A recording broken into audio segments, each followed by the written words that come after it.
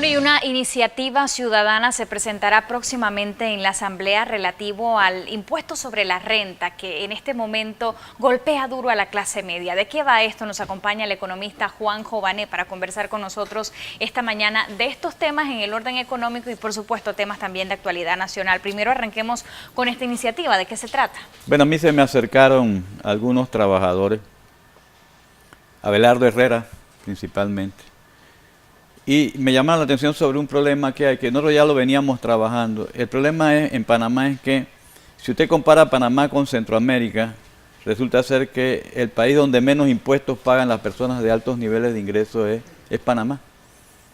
Y de hecho Panamá también en principio está de acuerdo, está por sobre el promedio de lo que pagan impuestos los más ricos en toda América Latina.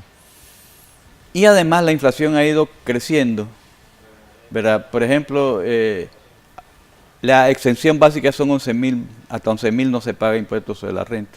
Más o menos, digamos, los que son 800 cuando se hacen los descuentos, 800 al mes. Entonces, ya hasta casi que el salario mínimo se va a acercar a 800. Claro, y ahora o sea no que es... los más necesitados van a empezar a pagar impuestos. Las clases medias que no han recibido aumentos salariales siguen pagando impuestos sobre la renta y de hecho, digamos, su nivel de vida se ha venido deteriorando entre el 2010, que se dio esa exención, y el 2014 la inflación fue de 20.4%. Entonces, ¿de qué se trata esta iniciativa ciudadana que es, digamos, interesante? Porque es proteger a las clases medias y a las clases trabajadoras. Y lo interesante es que sale de un sindicato esa iniciativa, ¿no? Entonces creo que eso ya lo hace interesante. Entonces, ¿cuál es la idea? La idea es que ese tope se suba para proteger, digamos, a los trabajadores, ¿verdad? Pero que... ¿Se suba cuánto? Para empezar a pagarlo $1.000, $1.200. Tendría que ser un poco más. Okay. Yo calculo que está entre 1.100 y 1.200 okay, en este momento. Eso hay que afinarlo todavía. Hasta el 5 de octubre tendríamos para afinarlo. Pero, que es el día que lo van a llevar los compañeros. Pero, ¿verdad? La otra cosa es, todo cambio necesita una renta que la compense. Entonces, ¿verdad? Esa se llama la renta sustitutiva. Entonces, nosotros lo que proponemos es que se le suba el impuesto sobre la renta a los que más impuestos ganan. O sea, una persona que está ganando $2 millones al año puede estar pagando la misma tasa impositiva que una persona que gana mucho menos, que gana 250.000 o menos al año. Entonces, están golpeando también a los profesionales. Es decir que la política económica de este país sigue siendo la misma. O sea, aquí se trata de, por salvar a los que más ingresos tienen, se golpean a las clases medias y se golpean a las clases trabajadoras. Entonces yo creo que llegó el momento de ir creando las condiciones para que se forme un bloque histórico entre los sectores trabajadores y las clases medias que logren detener esta rapiña que tienen, digamos, los sectores que dominan el Estado, que utilizan el Estado para acumular sus ganancias, que han llevado al país a esta situación de corrupción, porque realmente, digamos, están afectando seriamente. Hay un Estado fallido para las clases medias, para las clases más vulnerables, para los trabajadores, es Estado fallido, pero ese Estado fallido, digamos, le sirve a los sectores oligárquicos para acumular cada día más riqueza. Y eso, digamos, hay que dirigir, hay que ir buscando medidas como esta que están planteando los compañeros y que vamos a presentar una ley formal a la Asamblea por iniciativa ciudadana para que se tome en cuenta, pero hay que ir buscando eso. Fíjese, por ejemplo, las clases medias. La inflación, hablando de inflación, golpea duro a las clases medias. Pero ahorita los informes oficiales hablan de que estaría menos del 1%. Sí, por 1%. Pero cuando usted ve educación y salud no están en 1%. Por lo menos están en 2%, ¿verdad? Y va a ser peor el próximo año con la subida porque son cosas que usan los sectores medios. Si usted ve los nuevos créditos al consumo, que había sido un poco por donde se escapaban las clases trabajadoras y las clases medias, este año, por lo menos hasta junio, ¿verdad? Había caído como en 4% los nuevos créditos al consumo, lo cual significa que los bancos ya no quieren, ¿verdad?, seguir tanto por esa vía y la gente ya está topada con el crédito. Ya la gente está pagando la tarjeta de crédito para seguir usando la tarjeta de crédito. Claro. Entonces, digamos, pagando impuestos para que los ricos no paguen impuestos. O sea, por otro lado, la clase, esta clase política haciendo desastre con los fondos públicos. y por otro lado, digamos, la inflación que golpea a los sectores medios y a los sectores más pobres. Entonces, realmente, aquí hay todo un sistema que es como una especie de pirámide donde todo recae, para sostener esa cúpula, todo recae sobre los sectores medios y sobre las clases trabajadoras. Entonces, eso hay que pararlo en el país porque vamos en una dirección incorrecta. Ahora, ¿procederá esto a discusión, al menos en la Asamblea Nacional de Diputados? Es una buena iniciativa para la clase media, pero falta que tenga discusión en la Asamblea. Yo pienso que no, fíjese. Pero yo creo que, digamos, lo que tenemos que ir creando conciencia. Vamos a ver qué pasa.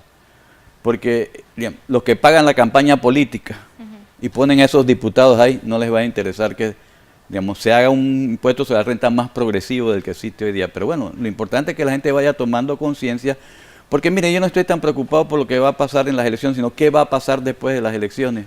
O sea, el Fondo Monetario está diciendo que aquí no se cobran muchos impuestos. Si van a poner más impuestos, se lo van a poner a las clases medias y a los trabajadores, porque el trabajador paga el 7% todos los días. Pero, por ejemplo, se habla de que en conjunto se están haciendo las discusiones para que se aumente el salario mínimo de los panameños y que se abre la discusión tripartita. ¿Esto podría ser una solución a esto o seguiría entonces en los impuestos? Mire, lo que pasa es lo siguiente. Lo que pasa es que el gobierno no ha cumplido ni siquiera con la ley. Porque la ley dice, bueno, hay que regular los precios, sí, pero hay que entonces desmontar lo que se llaman las distorsiones de mercado. Y las distorsiones de mercado es el control que tienen los oligopolios en este país, los supermercados, por ejemplo, que tienen en este país sobre los artículos de primera necesidad.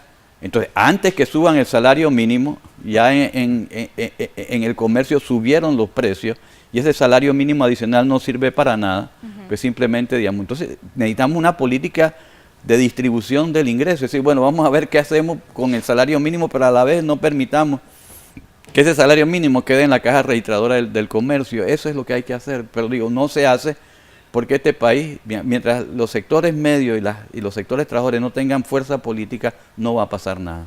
Me están pidiendo tiempo ahora, pero tengo un par de preguntitas más para usted. ¿Qué opinión le merece la entrevista dada por Jorge Alberto Rosas en la prensa, en donde pues habla abiertamente de haber recibido dinero sin la fiscalización bancaria y que comisionaba por esto? ¿Qué tiene que decir usted? Bueno, mire, yo pienso que es lamentable, ¿no? Es lamentable porque, de hecho, digamos, la figura que se da ahí de manejar dinero para pasárselo a otro. Y de Odebrecht, además. Y de Odebrecht, bueno, eso llama la atención, digamos, que ahí hay, ¿verdad? Si hay algo que se parece al lavado de dinero es eso, ¿verdad? Entonces yo creo que hay que investigarlo, ¿no? ¿Lo hará la Corte Suprema de Justicia, un diputado? No, para nada. Ahí también hay, esos son los pactos corruptos que hay en el país entre ¿verdad? Entre la Corte Suprema, que no hace ninguna investigación sobre un diputado, y los diputados que tampoco, digamos, hacen una investigación sobre la Corte Suprema. O sea que hay que cambiar el sistema de base, porque la corrupción está ahí, incluyendo al Tribunal Electoral. O sea, que es el que maneja para que todo este sistema, con unas reformas electorales que no resuelven nada, maneja el sistema para que, digamos, la reforma electoral fuera un cambio para que nada cambie. Entonces, por eso hay que tomar esta conciencia. La conciencia, digamos, no debe parar en qué va a pasar en las próximas elecciones, sino cómo vamos a salir, digamos, en los próximos años, creando una fuerza social, política, que sea capaz realmente de empezar a darle al país la posibilidad de transformar de base la sociedad panameña. Y me quiero quedar con esa reflexión final, pero por último, en este septiembre en la prensa hablaban de la posibilidad de que usted se postulara por la vía independiente. ¿Qué hay de esto? ¿Se va a concretar finalmente? Bueno, a mí me extrañó mucho esa noticia de la prensa, incluso yo me comuniqué con la periodista, pensé que iban a hacer una aclaración, pero ¿verdad? Ya a mí me dieron en el tribunal una certificación que yo no he inscrito una candidatura, y yo se la voy a facilitar al director de la prensa porque pienso que ellos están obligados a decir la verdad. Pues. Pero finalmente no va. No, yo creo que la tarea es esta otra que yo le estoy planteando, de crear este bloque social que pueda realmente... Porque ¿de qué se gana de los candidatos independientes si no tienen un bloque social estructurado detrás de ellos? Ellos no tienen ni siquiera cómo poner un representante en cada mesa para cuidar sus votos. Claro. Realmente, además, los partidos políticos van a decidir quiénes son los candidatos de libre postulación. Entonces hay que pensar con luces más largas. Bueno, esa es la lección aprendida de la pasada elección, primera para los independientes. Economista Juan Jovane, gracias por estar con nosotros esta mañana compartiendo sus impresiones.